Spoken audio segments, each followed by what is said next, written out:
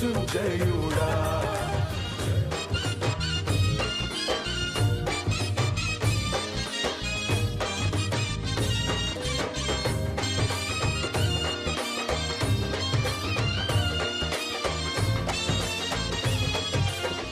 సర్వాధికారియు నిరంతర స్తోత్రార్హుడు యేసుక్రీస్తు ప్రభువారి ప్రశస్త నామంలో ఉదయకాలపు వర్తమానాల కొరకు ఎదురు చూస్తున్న మీ అందరికీ ఇమాన్యుయల్ మినిస్ట్రీస్ తరపున మా శుభాభివందనాలు తెలియజేస్తున్నాను.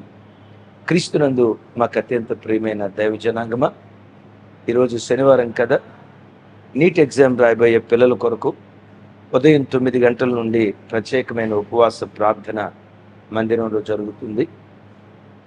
దూర ప్రాంతాల నుంచి లైవ్ చూసే బిడ్డలు స్క్రీన్ మీద ఫోన్ నంబర్లు కనపడుతున్నాయి కదా, ఆ ఫోన్ నంబర్లకు ఫోన్ చేసి జూమ్లోనైనా యూట్యూబ్ లైవ్లోనైనా ఫోన్ చేసి ప్రార్థన చేయించుకోగలరని ప్రేమతో మనవి చేస్తూ ఉన్నాను.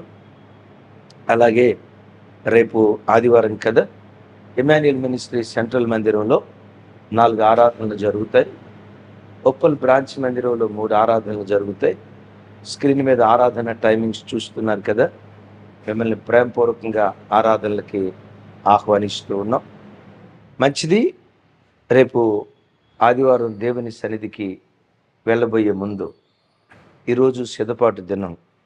దయచేసి మీ అన్నగా, మీ కుటుంబ సభ్యునిగా, మీ ఆత్మీయ క్షేమాన్ని కోరుకునే మీ దైవజనునిగా నా చేతులు జోడించి బ్రతిమలాడుకుంటున్నాను. ఆదివారపు ఆరాధనకు అరక్షణం కూడా ఆలస్యంగా వెళ్ళొద్దు. 5 నిమిషాల ముందే మందిరంలో ప్రవేశించి ఆరాధన అద్భుతంగా జరుగునట్లుగా అలవాటు, ఆచారపు, యాంత్రికపు భక్తి సంఘాలకు దూరమై ఒక ఆత్మ సంబంధమైన ఉద్యమంతో ఆరాధనలు జరుగునట్లుగా ఆరాధనల కొరకు ప్రార్థన చేయాలని ప్రేమతో మీ అందరికీ మనవి చేస్తూ హెచ్చరిస్తూ ఉన్నాను. అలాగే లైవ్ చూసే బిడ్డలు అనేక మంది మీరు పంపిస్తున్న మీ ప్రేమపూర్వకమైన కానుకలకు నా చేతులు జోడించి వినయ మనసుతో మీకు కృతజ్ఞతలు తెలియచేస్తూ, రేపు వచ్చే వారంలో అవనిగడ్డ, అమలాపురం 2 చోట్ల మీటింగ్స్ ఉన్నాయి. ప్రార్థన చేయండి, పాలు పంపులు పొందండి. మంచిది. రేపు ఆరాధనకు వెళ్ళబోయే ముందు దైవ సన్నిధిలో ఎలాంటి మనసుతో మన మందిరంలో అడుగు పెట్టాలి, ఈ దినం మనం చేసుకోవలసిన ప్రార్థన, రేపు ఆదివారం మనం పొందుకోవలసిన దైవ ప్రత్యక్షత ఒకసారి చూడండి. కీర్తనల గ్రంథం 139వ కీర్తన, 139వ కీర్తన 23-24 చరణాలు. దేవా, నన్ను పరిశోధించి నా హృదయమును తెలుసుకునుము, నన్ను పరీక్షించి నా ఆలోచన తెలుసుకునుము. నీకు ఆయాస్కరమైన మార్గము నా యందున్నదేమో చూడుము, నిత్య మార్గమున నన్ను నడిపించుము. అడుగుతున్నాడు దేవుని, నా యందు నీకు ఆయాస్కరమైనది ఏదైనా ఉందేమో నాకు తెలిపాయా, దిద్దుబాటు చేసుకుంటాను. దిద్దుబాటు చేసుకుంటేనే నిత్య మార్గం, అదే నిత్య రాజ్యానికి నన్ను తీసుకుని వెళ్ళే మార్గం నేను కనుగొనగలుగుతాను. ఆ మార్గంలో నిత్య రాజ్యాన్ని నేను చేరుకుంటాను. నిత్య రాజ్యాన్ని చేరుకున్నట్లుగా ఆయాస్కరమైనవి, నీకు దుఃఖాన్ని తెప్పించేవి, నీకు కన్నీళ్లు తెప్పించేవి, నీకు వేదనను తెప్పించేవి, నీ గాయాలు రేపే కార్యాలు నాలో ఉంటే నేను పరలోక రాజ్యానికి చేరలేను కదయ్యా. నా యందు నీకు ఆయాస్కరమైనది ఏదున్నదో అది తెలుపయ్యా అంటాడు. మన యందు, మన హృదయమందు, మన నడత పడకయందు ఆయాస్కరమైనవి దేవునికి తెలుసా? ఎస్, 100కి 100 పాళ్ళు దేవునికి తెలుసు. ఎందుకు ఆయనకు తెలుసో తెలుసా? 139వ కీర్తన మొదటి 2 చరణాలు, మొదటి 5 చరణాల్లో అంటాడు, యెహోవా నీవు నన్ను పరిశోధించి తెలుసుకున్నావు. యెహోవా నీవు నన్ను పరిశోధించి తెలుసుకున్నావు. ఎవరో చెప్పిన మాటలు విని నన్ను గూర్చి నువ్వు మాట్లాడవయ్యా? చెప్పుడు మాటలు విని నన్ను గూర్చి నాకు తెలుపవయ్యా? నన్ను పరిశోధించి నన్ను తెలుసుకున్నావు. ఎట్లా తెలుసుకున్నావు? నేను కూర్చోవటం నువ్వు చూసావు, నేను లేవటం నువ్వు చూసావు, నేను పరుండటం నువ్వు చూసావు, నేను త్రోవను వెళ్ళటం చూసావు, బహిరంగంగా 10 మందిలో మాట్లాడింది నువ్వు చూసావు, చాటు చాటున గుసగుసలాడింది కూడా నీవు విన్నావు. నీ ఆత్మ ఎదుట నా దాగుచోటేది? తమ్ముడు, చెల్లి, నా వైపు చూడు. ఎవరు నీ దేవుడు? నీ చర్య అంతటిని గమనించేవాడు. ఎవరు నీ దేవుడు? నీ భర్త కనిపెట్టలేని నీ దాగుచోటును కూడా, నీ భార్య కనిపెట్టలేని నీ దాగుచోటును కూడా, తల్లిదండ్రులు ఎవరూ కనిపెట్టలేని దాగుచోటును కూడా, చివరికి గూగుల్ నిన్ను కనిపెట్టలేని దాగుచోటు కూడా, చివరికి నీవెక్కడున్నావో జీపీఎస్ సిస్టమ్ కూడా ఒకవేళ నిన్ను కనిపెట్టలేకపోవచ్చు. ప్రపంచంలో ఏ టెక్నాలజీ రహస్యంగా నువ్వు చేస్తున్న పని పసిగట్టలేకపోవచ్చు. నీ దేవుని నేత్రాలు అగ్ని జ్వాల వంటి నేత్రాలు. నీ దేవుని ఆత్మ ఎదుట నీ దాగుచోటు లేదు. గడిచిన 4 మాసాలు ఎక్కడ పరున్నావో, ఎక్కడ ఏం చేసావో, ఎవరితో ఏం మాట్లాడావో, ఎలా జీవించావో నీ బహిరంగ జీవితం దేవునికి తెలుసు. చివరికి నీ అంతరంగ జీవితం కూడా దేవునికి తెలుసు. దావీదు భక్తుడు అంటూ మాత్రమే కాదు, యోబు భక్తుడు కూడా యోబు గ్రంథంలో మాట్లాడుతూ 34 యోబు గ్రంథం 21వ అధ్యాయం చూడండి, 34వ అధ్యాయం 21వ వచనం. ఆయన దృష్టి నరుల మార్గం మీద నుంచబడినది, ఆయన వారి నడకలన్నీ కనిపెట్టి చూచుచున్నాడు.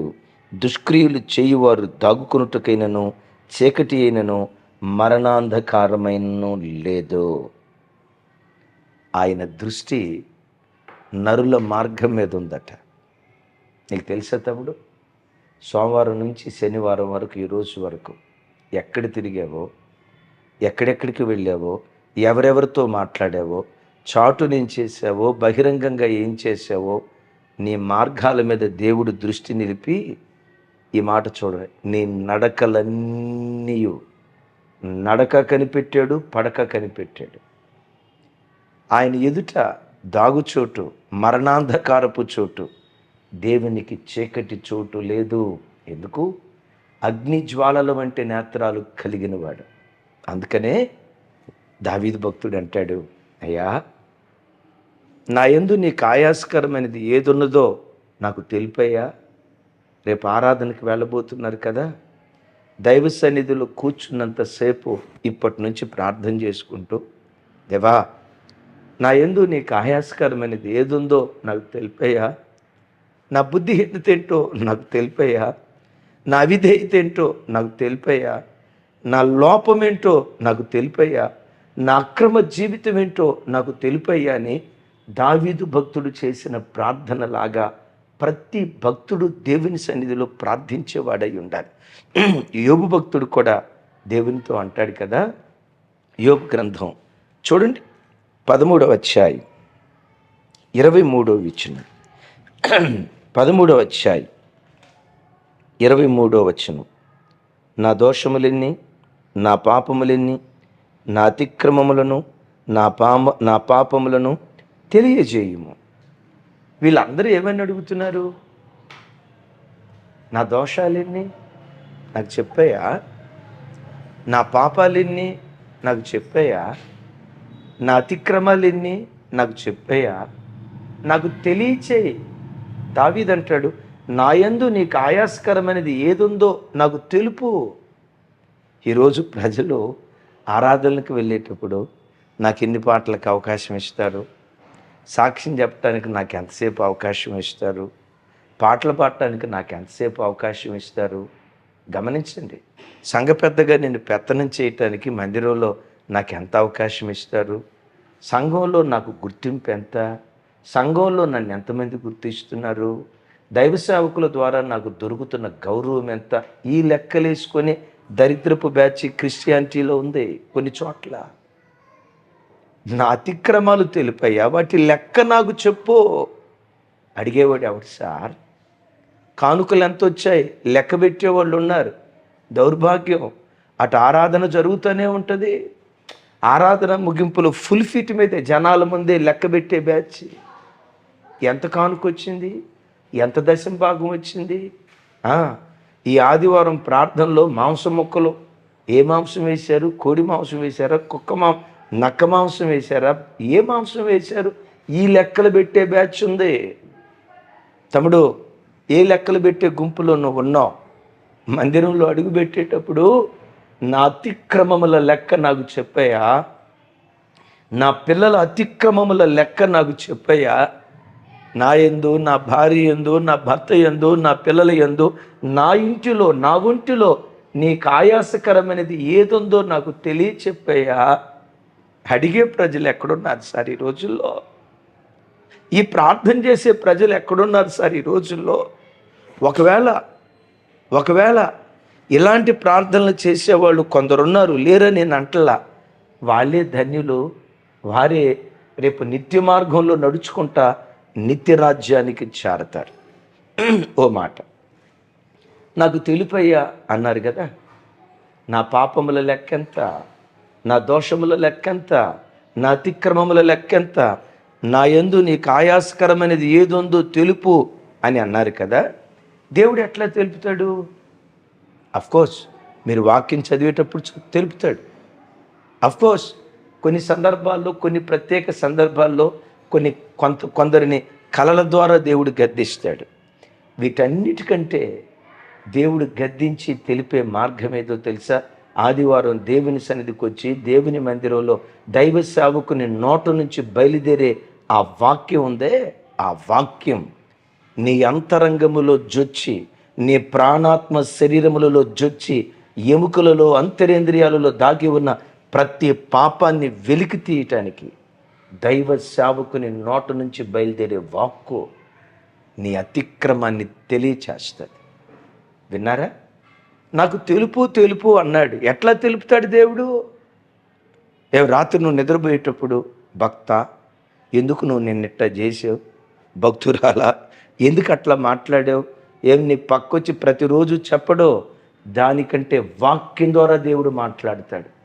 నేనంట, దేవుడు ముఖాముఖిగా దర్శించి నీతో మాట్లాడిన దానికంటే వాక్యం ద్వారా మాట్లాడినప్పుడు చూచి నమ్మిన వారి కంటే చూడక నమ్మిన వారు ధన్యులు అని అంటారు కదా. దేవుడేం ప్రత్యక్షంగా వచ్చి మాట్లాడు. నేనంట, ఆదాముతో మాట్లాడాడు సార్, అవ్వతో ముఖాముఖిగా మాట్లాడాడు. ఏమైంది చెప్పండి? ఏమైంది? ముఖాముఖిగా మాట్లాడాడు.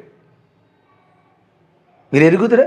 దేవుడు వాళ్ళతో ఇంత ముఖాముఖిగా మాట్లాడితే ఏమైంది? ఇస్కరియోతు యోధాతో ముఖాముఖిగా మాట్లాడలేదా? ధనం కొరకు పరిగెత్తిన అబద్ధపు ప్రవక్త ఎవరు చెప్పండి? బిలాముతో దేవుడు ముఖాముఖిగా మాట్లాడలేదా? దేవదూత మార్గంలో ప్రత్యక్షమై ముఖాముఖిగా మాట్లాడలేదా? మరేరా వాళ్ళు? దేవుడు నాకు కనపడనో. దేవుడు తన ప్రజలను దైవ సేవకుల ద్వారా మాట్లాడతాడు, దైవ సేవకుల ద్వారా హెచ్చరిస్తాడు. అడుగో, రేపు నా దైవజనుడు నిలవబడి వాక్యం ప్రకటించేటప్పుడు నాలో ఆయాసకరమైనది ఏదుందో అది నాకు తెలిపయ్యా, నా బుద్ధిహీనత నాకు తెలియచేయి, నా ప్రేమ రాహిత్యాన్ని, పగతో నిండుకున్న నా జీవితాన్ని, వావి వరసలు తప్పి అక్రమంగా బ్రతుకుతున్న నా జీవితాన్ని దైవ సేవకులు నిలవబెట్టి వాక్యం ద్వారా బోధించు, నా అంతరంగాన్ని పరిశీలించి ఆయాసకరమైన వాటిని తెలియచేయి. ఈ ప్రార్థన చేసే క్రైస్తవులు దేవునికి కావాలి. వాక్యం చెప్పేటప్పుడు ఆ వాక్యానికి లోబడి అప్పగించుకునే క్రైస్తవులు కావాలి. ఆ మధ్య చోట మీటింగ్కి వెళ్తే చర్చి బయట గొడవ జరుగుతుంది, రూమ్ ఎదురుగా గొడవ జరుగుతుంది. ఏంటో చర్చి దగ్గర నేనుండే రూమ్ కాడ గొడవ జరుగుతుందా అని, ఆ గొడవ ఏంటో అని వినే లోపు ఆ విశ్వాసి సావుకుడితో గొడవ పడుతున్నాడు. ఏమంటున్నాడు తెలుసా?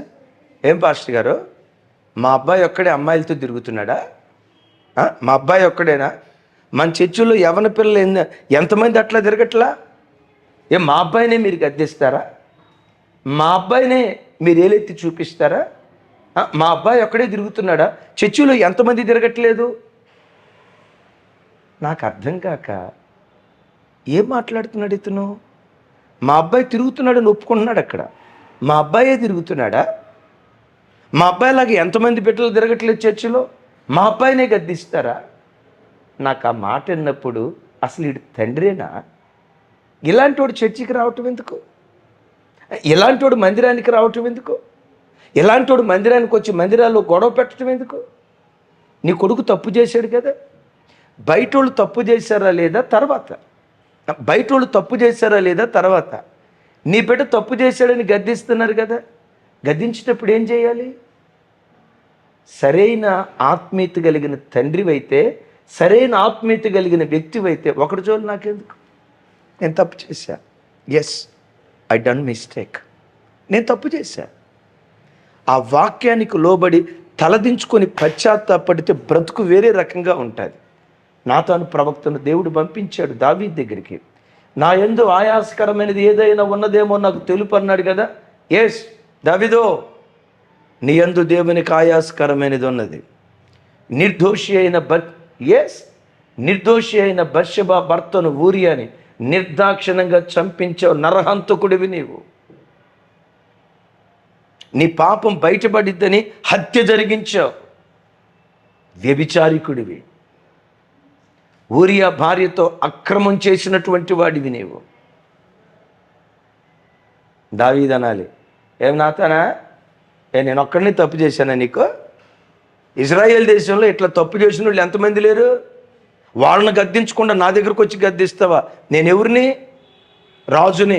నన్ను గద్దిస్తావా?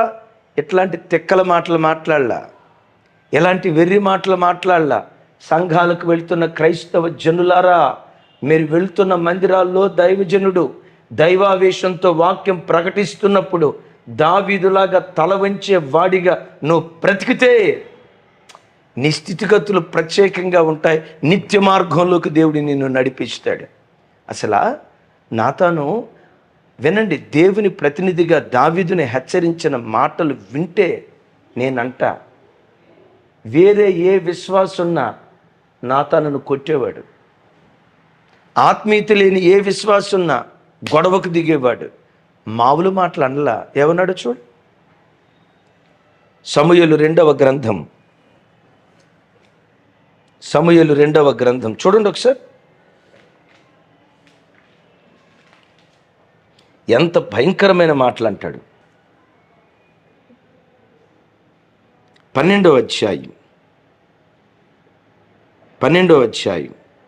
10వ వచనం నుంచి 15వ వచనం వరకు చదువుతా. నీవు నన్ను లక్ష్యము చేయక హిత్తీయుడగు ఊరియా భార్యను నీకు భార్య అగునట్లు తీసుకుని నందున నీ ఇంటి వారికి సదాకాలము యుద్ధములు కలుగును. విన్నారా? సదాకాలము యుద్ధములు కలుగును. రైట్, నా మాట ఆలకించు. యెహోవానగు నేను సెలవిచ్చినదేమనగా, నీ ఇంటి వారి మూలముగానే నీకు అపాయము పుట్టింతును.